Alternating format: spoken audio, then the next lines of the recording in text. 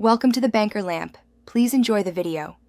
You begin by loading both the full pub clip and the isolated kill message into Capcut. Trim the main footage precisely so the kill moment is centered. Give a 0.5 to 1 second lead and 0.5 second tail so edits look natural. Next, duplicate that timeline layer. Keep one as the base and use the upper duplicate as the zoomed overlay. This split lets you scale independently.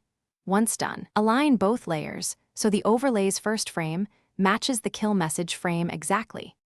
You now animate the overlay. Add keyframes for scale and position at the moment the kill message appears. Start at 100% and increase to around 160% within a 1/4 to 1/2 second so the zoom feels punchy.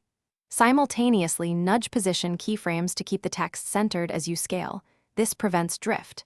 Make sure to apply easing to both keyframes so the motion ramps in and out smoothly.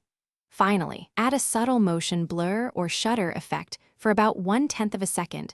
You finish by blending and matching. Set overlay opacity near full. Switch blend mode to additive or screen only if the message needs contrast against the background. Color correct and slightly sharpen the overlay, adding minimal grain so the zoomed text doesn't look pasted.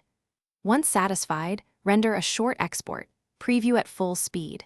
If the zoom falls out of sync, move the overlay by 1 to 3 frames and retime your keyframes. That little nudge usually fixes jitter or misalignment quickly.